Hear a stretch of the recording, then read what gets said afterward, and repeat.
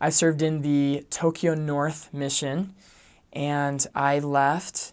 I went from May of 2015, May 20th, until May of 2017. And it was the best 2 years. Very, very hard, but it was amazing. So my first area was Nagaoka, as I said, this a little branch of about maybe 14 members, 15 or 16 on a good day. If during the winter when it snows a lot up there actually, because it's more up north in Japan, then we usually lose a few members because they just had bikes, and they're pretty far away, and it was really hard. So my first area was Nagaoka, and I served there for my first 6 months. I got trained, and then as transfer 3 became a trainer, and trained immediately after. And I trained a Japanese elder who spoke no English, and I spoke still no Japanese, and it was a trying but amazing time. It was so awesome. And then after that, I got transferred to a city called Takasaki, and I loved it. It was bigger. All of a sudden, I walked into a ward of 120 members. One of the first wards, at least I know of in our mission. Very old ward, a very beautiful building. Actually had pews, and I was like, whoa, this is amazing. I thought they had those everywhere, but it was like you take little things for granted. And it was awesome. But sadly, I was actually only there for 6 weeks because our mission got a little smaller, and they had to shut down some areas in ours. We were the B elders, and they had to shut down the B elders in that area. And so I got transferred into Tokyo area, into a city called Adachi. And I was there for the next 6 months. And it was amazing. It was really awesome. Little by little, I moved further south in my mission. I started the most northernmost zone down to Takasaki and down to Tokyo, which is kind of the southern tip of our mission. And our mission goes from the east coast to the west coast, kind of that middle section of Japan, coast to coast, but going kind of slanting up north to the left. And so we split Tokyo City with the Tokyo South Mission. And so I was kind of in Adachi, is kind of the suburbs just outside of Tokyo. So it was interesting because you get the busyness of Tokyo, you get the businessmen, you get a lot of people, but a little more calm, a little more peaceful than actually being in the city.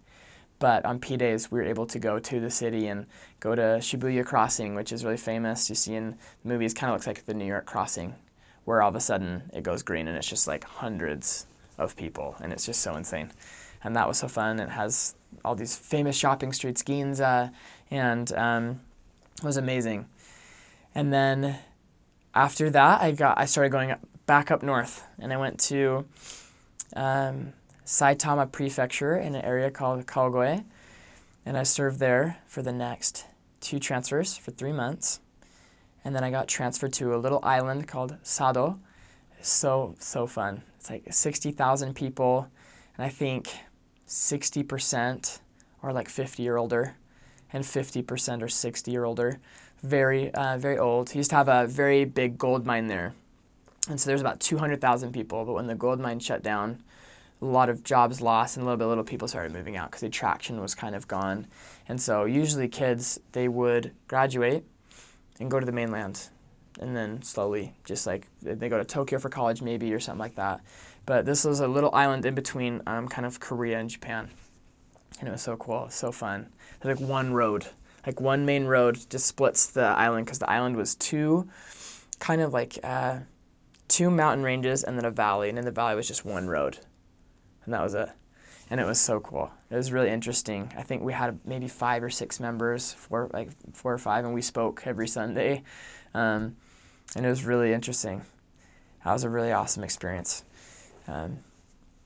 And throughout the mission, there's a lot of kind of American things. There's 7-Eleven, there's McDonald's and things like that, but this island had none of that, so it was really interesting because we have iPads, and so we'd have to find these little kind of ghetto locations, I guess you could say, to have Wi-Fi, because we weren't used to not having those kind of just mainstream places. But actually there, because it's a lot of mountain ranges, I was biking a lot. I kind of up these mountains. My hip started hurting really terribly, And so because of that, I had to be transferred out. And I was given an electric-powered bike and went to a flat area. But I got to go back to Saitama to a place called Sado, which is actually neighboring to my previous area of Kawagoe, same district. So it was really cool. I got to see a lot of the same members again. And that was actually where I ended up serving the last 6 months of my mission and where I ended, and it was so amazing. It was so fun.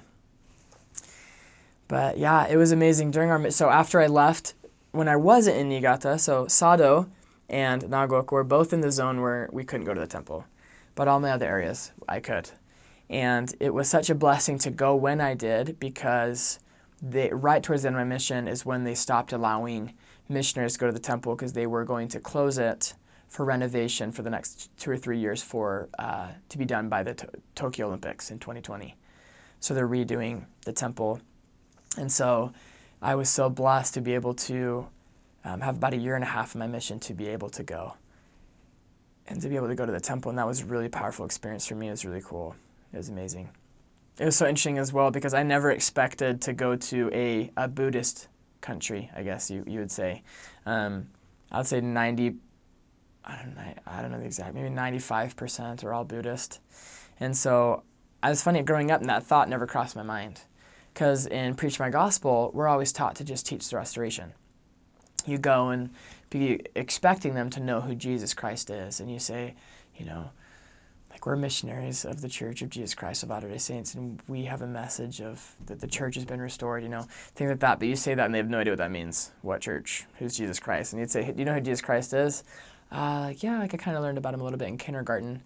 In kindergarten, they learn about a little bit who he is, kind of just as a person. Where he lived, just that he was a teacher, a good person type thing. That's like almost the extent that most people I met knew. There were some Christians. We met some other Protestant Christians, and some Catholics and things like that. But most every time, it was really funny. It was interesting. It was almost the Japanese people, they almost, I think, saw it as a way out, that they're very polite, very kind people, but they don't like talking about religion in public. They kind of don't want to deal with that disagreement or difference in beliefs. They want it because they're more to themselves, and so they don't like that confrontation sometimes, I think. And so we'd always say, oh, excuse me, like, we're missionaries of the Church of Jesus Christ, like, we teach about Jesus Christ. Oh, I'm Buddhist. And I was like thinking that saying I'm Buddhist was I don't know, that we'd be, oh, I'm so sorry. I don't know, it was really interesting. Every time someone said Buddhist, I just wanted to be like, I'm Buddhist. I just wanted to say, wait, you're not Mormon or something, kind of like, and it was a joke just because it was really interesting. They said that almost, I think they really saw our church and Christianity as a whole a lot of times as an American religion, or kind of as distant. I remember hearing that sometimes, that they'd say that to me, you might not know this, young man, but this is a Buddhist country, not a Christian country. And that was the first time I realized that, that I realized I can't just be living off my American culture I'd always grown up with, expecting that everyone realizes that Christ is for the world, or that Christianity can be anywhere. That they literally believed that kind of religions were set to a country. Maybe that, like, for example, maybe Islam was the Middle East, or that Christianity was America, and that they were a Buddhist country. So our approach was very different. We would just start off, if they said they were Buddhist, like, oh, so do you believe that there's a God? We'd ask just very simple questions, like, do you believe that he's your father? And we'd kind of start off with a very simple message that you have a Father in heaven who loves you, or just that Jesus Christ is God's Son and your brother. We're all brothers and sisters. And we start very simple messages like that, so that they could feel more comfortable and not confused, because these big terms, or starting with a restoration or with Joseph Smith, they didn't really understand that.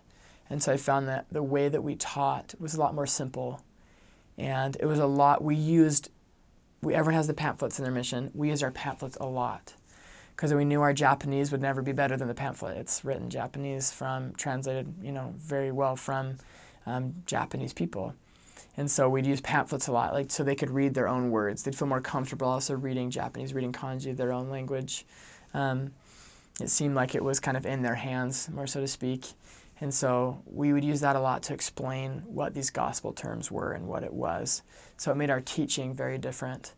And though many times we did want to commit to baptism on the first or second lesson, it was very much more discerned by the Spirit, at least in my experience, where I could tell that they didn't really know what that was yet, or they weren't ready, or they needed to experience what God and Jesus Christ, who they actually were, and what they actually were in their lives before they could learn how to join into a religion. So